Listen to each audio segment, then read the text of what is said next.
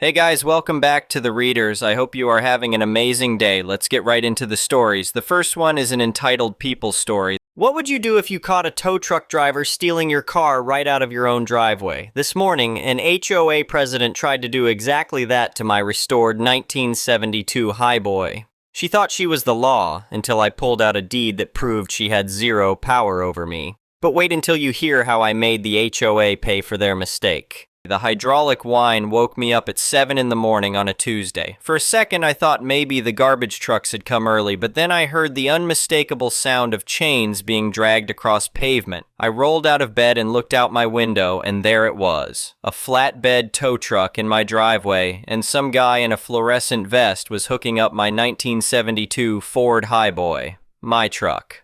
My beautiful, restored, cherry red pickup that I had spent 3 years and God knows how much money bringing back to life.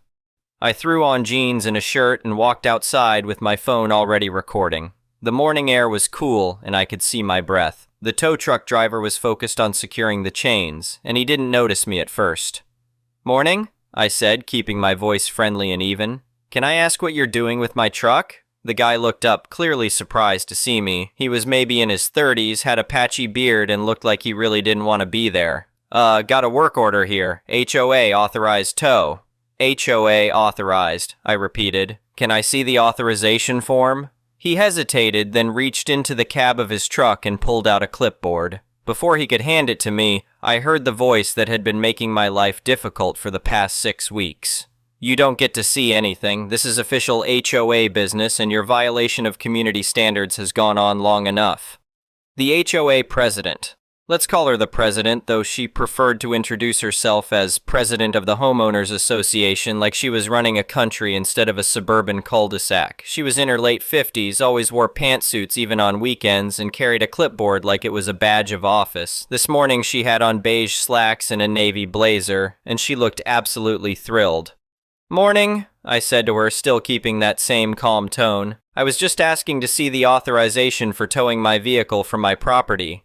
"Your property is part of this community, and that vehicle violates Section 4.7 of the community guidelines regarding commercial vehicles and eyesores," she said. She actually said eyesores, about a truck that had won second place at a classic car show 6 months ago.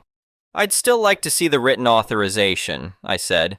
"Specifically, I'd like to see the HOA bylaw you're citing, and the board-approved order for this tow." She looked annoyed, but pulled a folded paper from her clipboard. She handed it to me with this smug little expression. I unfolded it and read. It was something she had clearly typed up that morning. It had today's date on it and was titled, "Emergency Amendment to Enforce Aesthetic Standards." The whole thing was maybe 3 paragraphs of her basically saying that my truck was ugly and she had the authority to remove it. "This is interesting," I said, "but I'm going to need to see the actual bylaw from the HOA governing documents, and I'm going to need to see where this emergency amendment was approved by the board. HOA boards can't just make up rules on the spot. There has to be a vote, proper notice, all of that." Her face got a little red. "I am the president of this HOA. I have the authority to act in emergency situations to maintain property values." "Even if that were true," I said, still calm, "you'd need to demonstrate what the emergency is. A truck parked in a driveway isn't exactly a fire or flood situation." The tow truck driver looked between us like he was watching a tennis match. He had stopped working on the chains. "Sir," he said to me, "I got the work order from the management company. They said it was authorized. I'm just doing my job." "I understand that," I told him, "but I think you might want to call your company before you take this any further. There might be a liability issue here." The president laughed. Actually laughed. "Liability? You signed the HOA agreement when you bought this house. You agreed to follow the rules. If you don't like it, you can take it up at the next board meeting." That's when I decided to stop being polite. "I didn't sign anything," I said, "because my property isn't part of your HOA." The silence that followed was beautiful. The tow truck driver's eyes got wide. The president's mouth actually opened a little. "That's absurd," she finally said. "Every house in this development is part of the HOA. It's in all the deeds." "Not mine," I said. "My property was here before your development existed." This was a farmhouse on 10 acres before the developer bought the land around it. The previous owner refused to join when the HOA was formed in 1995. I have the deed to prove it. Would you like to see it? I actually had a copy in my truck's glove compartment, which seemed ironic at the moment. I kept copies of the property survey and the deed in there because I had a feeling something like this might happen eventually. The president's face went from red to kind of pale. That can't be right. I would have been informed. Apparently not, I said. Then I turned to the tow truck driver. Like I said, you might want to call your supervisor, because if you tow this truck based on a fraudulent authorization, your company is going to have a serious problem. He pulled out his phone and walked away from us, talking quietly. I could see him getting more and more agitated as whoever he was talking to explained the situation. The president was looking at the paper in her hand like it had betrayed her. Even if what you're saying is true, this truck is still a nuisance. It's loud, it smells like gasoline, and it brings down everyone's property values. That may be your opinion, I said, but since your HOA has exactly zero authority over my property, your opinion doesn't matter. What matters is that you just attempted to have my vehicle illegally seized from private property. The tow truck driver came back over. He looked at the president and shook his head. Ma'am, my supervisor says I can't complete this tow. There's a legal issue. I need to unhook this truck and leave. You absolutely will not, she said. Her voice had gotten shrill. I authorize this tow as president of the HOA. Ma'am, I don't have the authority to tow a vehicle from property that isn't in your HOA, he said. He was already working on loosening the chains. My supervisor is contacting our legal department right now. I'm sorry, but I have to go. She turned to me. You think you're clever. You think you can just do whatever you want and flaunt the rules everyone else has to follow. No, I said. I think I can do what I want on my own property that I own free and clear, without interference from an organization I never joined and never agreed to be bound by. She stormed off toward her house, which was 3 doors down. I watched the tow truck driver finish unhooking my truck. He apologized about 4 times, said his company would be in touch, and left. I went back inside, made coffee, and waited. I knew this wasn't over. The previous owner had warned me about the HOA when I bought the place 2 years ago. He was an older guy, must have been in his 70s, and he had lived here since 1987. He told me the neighborhood had been built around his property in the mid-90s. The developer had wanted to buy him out, but he liked his house and his land, and he refused. They built anyway, right up to his property line. When they formed the HOA, they tried to force him to join. He got a lawyer and made it very clear that his deed predated their development and that he had no interest in being part of their little club. He said the HOA had tried to hassle him over the years. They complained about his fence, his mailbox, his garden. Each time he'd remind them they had no authority over his property, and eventually they'd back off. He figured they'd do the same to whoever bought the place after him. I had loved the house the moment I saw it. It was different from all the others in the development.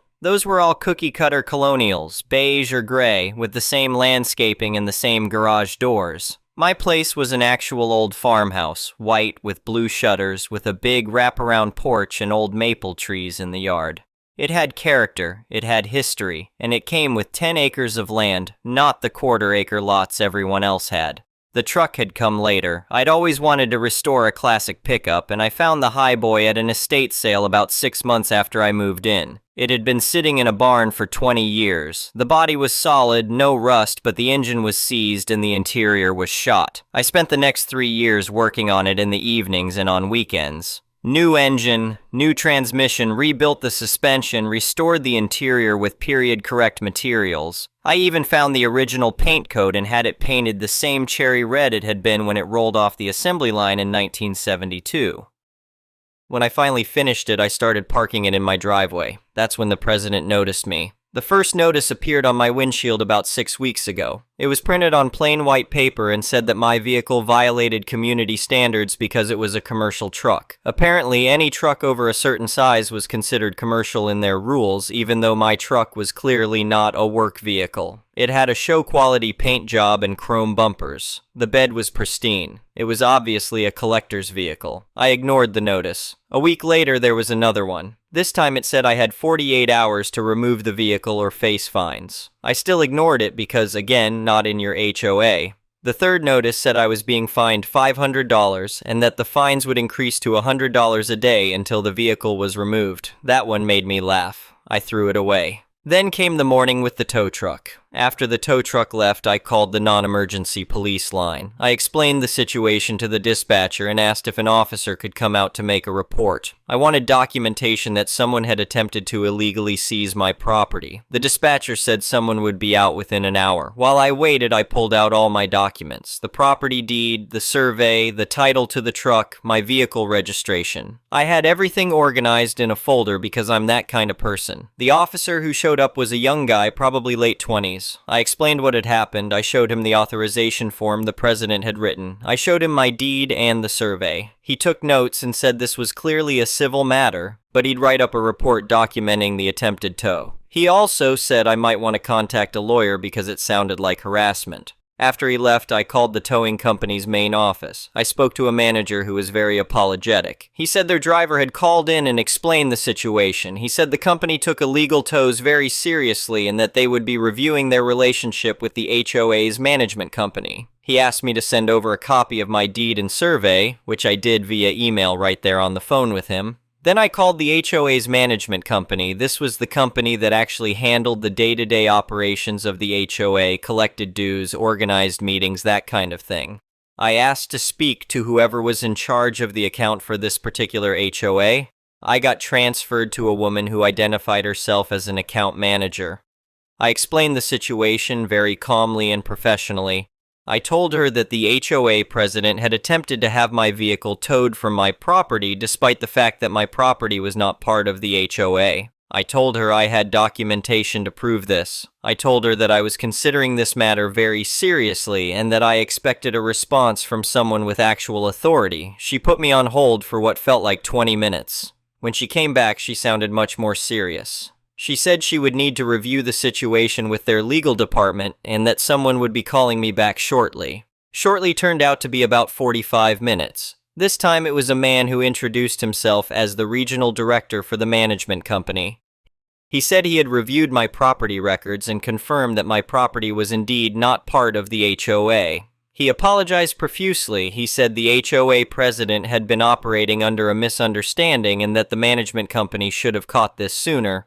Then he said what I had been waiting to hear. He said the management company's insurance carrier had been notified and that they took property rights violations very seriously. He asked if I had sustained any damages or incurred any costs as a result of the attempted tow. Well, I said, my truck was hooked up to a tow truck. The chains were on the frame. I'm going to need to have a professional mechanic inspect it to make sure there wasn't any damage. This is a restored classic vehicle, and any frame damage would be catastrophic to its value. I'm also going to need to document that inspection for insurance purposes. That's completely understandable, he said. He sounded like he was sweating through the phone. We want to make this right. Could you send us a quote for the inspection? Sure, I said.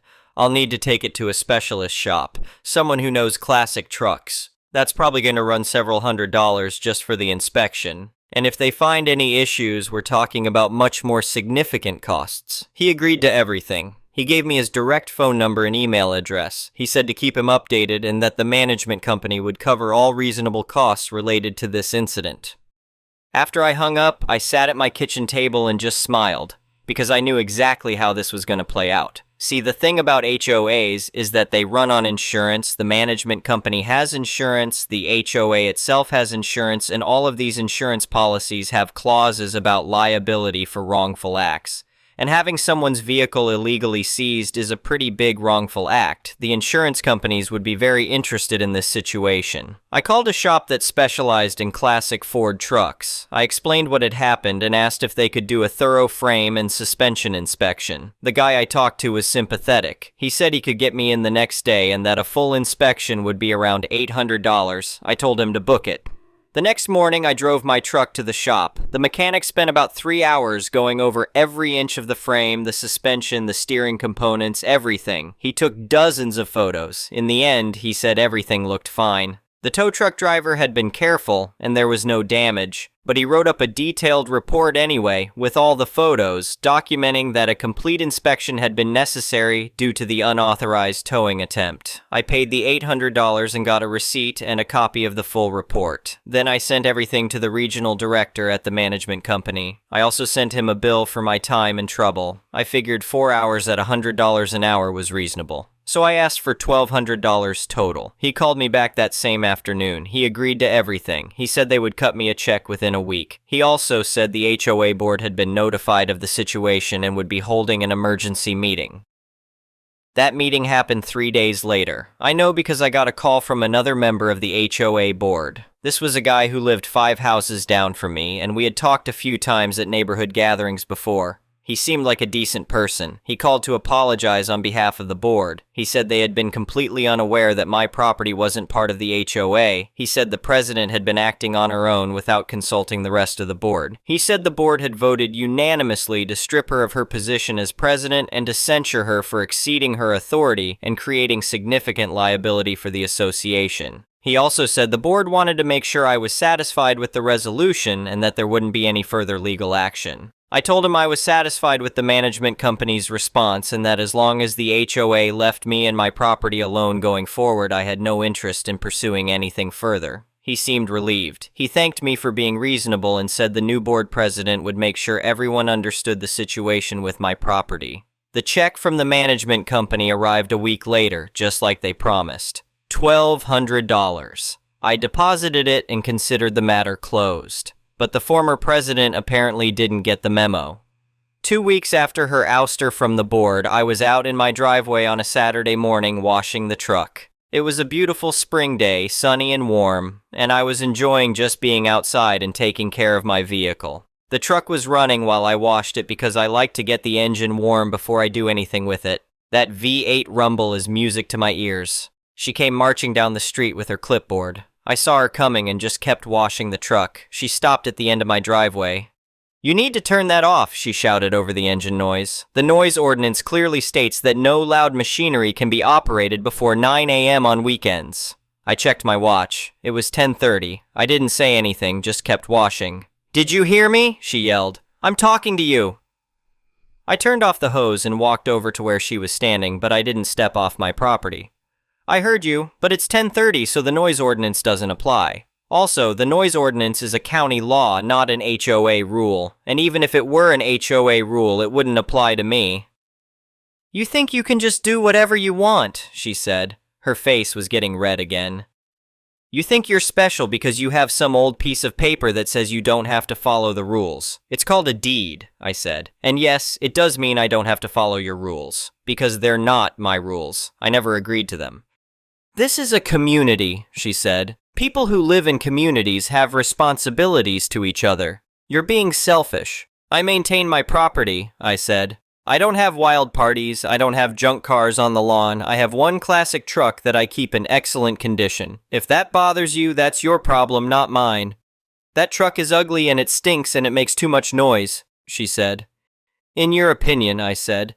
"But your opinion doesn't grant you authority over my property." She looked at me with this expression like she wanted to say something cutting but couldn't find the words. Finally, she just turned and walked away, muttering to herself. I finished washing the truck and went inside. I figured that would be the end of it. But she tried one more time. About a month later, I got a letter in the mail from a law firm. It was a cease and desist letter claiming that my truck created a nuisance and demanding that I remove it from my property. The letter cited various HOA regulations and threatened legal action if I didn't comply within 30 days. I read the letter twice, then called the law firm. I asked to speak to the attorney whose name was on the letter. When I got him on the phone, I explained very calmly that my property was not part of the HOA and that I had documentation to prove it. I offered to send him copies of my deed and the property survey. There was a long pause. Then he asked me to email him those documents. I did, right there on the phone. I could hear him opening the attachments and reviewing them.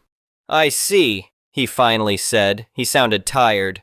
"It appears my client may have been mistaken about the jurisdiction of the HOA. I apologize for any inconvenience this letter may have caused. Please disregard it."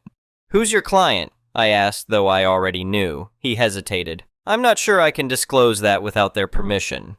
Was it the former HOA president? I asked. Because if it was, you should know that she was removed from that position by the board for exceeding her authority and creating liability for the association. She doesn't speak for the HOA. Another long pause. I'll need to review my relationship with this client, he said. Again, please disregard the letter. You won't be hearing from this firm again regarding this matter. I thanked him and hung up. Then I called the current HOA board president and let him know what had happened. He was angry. He said the former president had been explicitly told not to take any action regarding my property.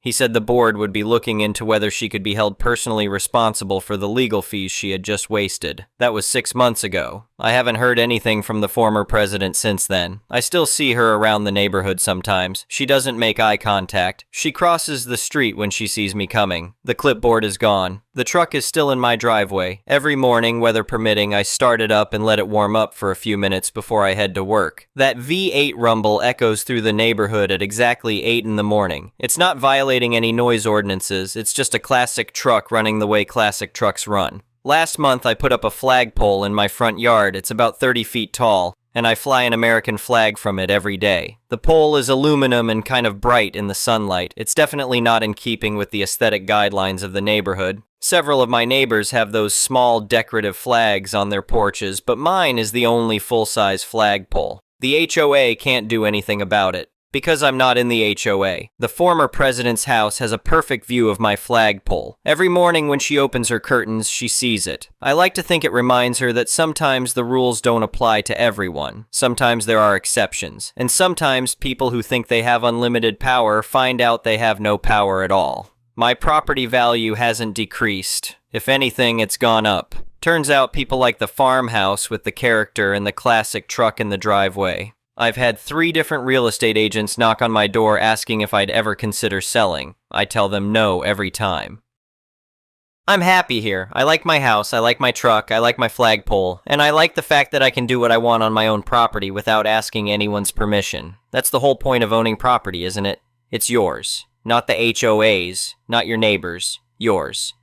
The former president tried to make me believe that I had to follow her rules just because she said so. She tried to use her position to bully me into compliance, and when I wouldn't comply, she tried to take my property. She found out the hard way that authority has limits, that paperwork matters, that you can't just make up rules and expect everyone to follow them. I taught her a lesson about property rights and personal boundaries, and I came out on top with my truck, my flagpole, and my independence intact. Some people might say I should have just been a good neighbor and moved the truck, that I should have compromised, that I should have tried to fit in, but I did fit in. I fit into my own property, according to my own rules, on my own terms. And that's exactly how it should be. The end.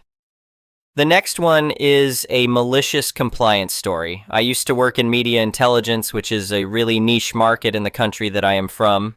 I started as an assistant and learned everything from scratch as I switched from the hospitality industry. Pretty big step, I know. I was eager to learn and was really interested in what they do as I was trying to get into media back then. First of all, as I learned everything from scratch, I got really good at what I do after just 6 months working there. I was in a 3-person team and I had one of the best bosses and a rally good colleague, which were veterans in the industry. Both of them helped me a lot to get me where I am then.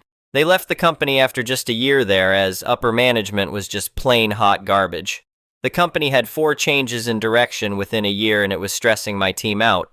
They did ask me to leave with them, but with me being young and naive trying to prove myself, I declined. The story, after my boss and colleague left, it was just me and my team and I was in charge of a few markets. I was asked to be on call for technical support and was not offered anything in return. At the time, I was pissed, but also trying to prove myself, I obliged. I got really stressed out from working 13 hours a day for a few months at that point, and I kept asking my manager to hire more people as I can't be working like this, and it's stressing me out. My manager went on and on saying they don't have the budget for it, so I just forgot about it, drowning myself in work. One day, the CEO of the company came and we had dinner as he was growing close to me since I was the only one person left who actually know the in and out of the old and new system that the company used. Keep in mind, the CEO is a cheapskate and will try all and every way to suck you dry. He asked me what I wanted to change in the company during dinner, so I started off with asking for 2 new hires for my team where he gave me the same answer as my manager, so I asked him for a promotion and a raise, which was also declined, saying you don't have the necessary experience yet. I was pissed. As a normal person would expect, after working 13-hour days for months, you would need rest. I had almost 3 weeks of PTO saved, and I needed the rest. The manager threatened to fire me if I took any PTO as no one was able to do what I did. I took the PTO anyways, I got well rested, and all was good until I came back. There were 2 new faces, and I was pretty confused, so I asked my manager who were they, and she told me they were my replacements. She told me my notice was 2 months and I had to train them before I leave. She couldn't do anything as I was the only one in the company who knew how to run the legacy and the new systems, so realistically she couldn't say that I was not training them properly as she didn't know how things work. Here is the part where the malicious compliance happens, since the manager did not know how things work. She told me to train the interns on the legacy systems to know better on how the company was built up, and I did just that. She told me strictly to just train the interns on the legacy and she will be dealing with the rest. Sure, I'll do just that. It was until my last week when the crap really hit the fan. My manager found out that I have been only giving training on the legacy system, and I didn't give them my notes with tips on how to run the system that needed to be used for daily operations. My manager called in the CEO and the managing director to hold a meeting with me asking me why I hadn't trained my replacements properly. I just told them I did what my manager told me to, which the manager denied until I forwarded the CEO and MD the email that my manager has sent me, which the call promptly ending. After I left the company, I was patiently waiting for the call that was bound to come. It was my manager. She demanded me to get back to work and said that the firing was just a prank, blah blah blah. I told them, pay me triple my wage and I'll consider it. They called me crazy and ended the call. It's been 2 months since that call, and based on a good friend from another department, my old manager is neck deep in this crap show. The next one is an entitled people story. My husband's cousin ruined my wedding and keeps making my life hell. I, 21F, got married at 19 in a big South Asian wedding. Before I get into what happened, some quick backstory. My husband has a cousin, let's call her A, 35F. Her marriage failed a few years before, and she was practically raised by my MIL, so they're close. A month before my wedding, we had a henna night, and A showed up wearing the exact same colors I planned to wear, which were actually her own henna clothes from her canceled wedding. She knew what I was going to wear, but denied it when confronted. Fast forward to my wedding day. I was hidden away before my entrance, excited and nervous, when my bridesmaids FaceTimed me to show me the hall. That's when I saw A in a red and gold bridal dress. In South Asian weddings, red is the traditional bridal color, and she wore her wedding dress even though she told people she would wear gold. I wore white, but it was confusing in photos, and guests were whispering, "Who's the bride?" It was humiliating. She cut the train off her dress to make it different, but it didn't help. She took photos on stage when I wasn't there, didn't congratulate us, and didn't even give a card, not about gifts, but basic respect. Then she started drama. When it was time to leave for my husband's house, she told my MIL that one of my uncles threatened to break her legs. I was right there when my uncle actually said, "She's like your sister now, you should have each other's back." She twisted it, lied, and turned my wedding day into a family argument. At one point, I was ready to get out of the car to fight her, but everyone held me back. I tried to stay classy, but it was so hard seeing 2 families fighting because of her. When we got to my husband's house, we did the usual games, but it was awkward. Later, I overheard them still talking about the drama, so I walked in and asked, "What's the problem now?" They had the nerve to ask if I was jealous of her. I told her, "Jealous of what exactly? I'm 19, you're 35, you wore your bridal dress to my wedding and you made everyone miserable." We tried to talk it out privately, but she kept bad-mouthing my family. I told her to never mention my family again. After that, it only got worse. My husband believed me because he knows how she is. The next day, it came out that my MIL and A's mom did tell her to get a new dress, even offered to buy it, but she refused because she wanted to wear her wedding dress. She had decided she would do it since the day I got engaged. A week later, we visited her after a surgery with chocolates. I greeted her and she lifted her eye mask, looked me up and down, and put it back down without a word.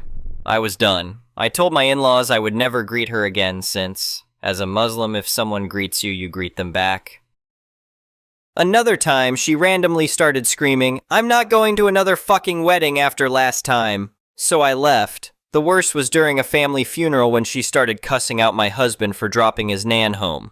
She started calling him names, and when my BIL asked her to move, she started screaming, calling me a crackhead, saying, "Over a girl who's barely been here 5 minutes." At that point, I lost it, pacing around ready to throw her out of the house, and rang my husband to come home before I physically removed her myself. He came home in 5 minutes, and she stormed out screaming at her mom to leave with her.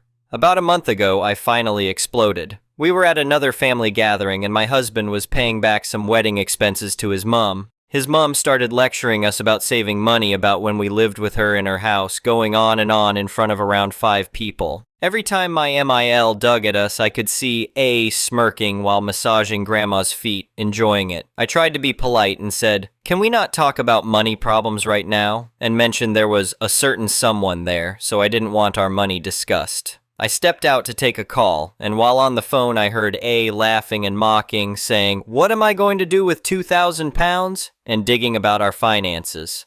I snapped. I got up and shouted, "A, why the duck are you talking about something you know nothing about?" She pulled the "I'm 35 respect me" card, and I yelled back, "Have you seen yourself? You're a stupid ducking idiot."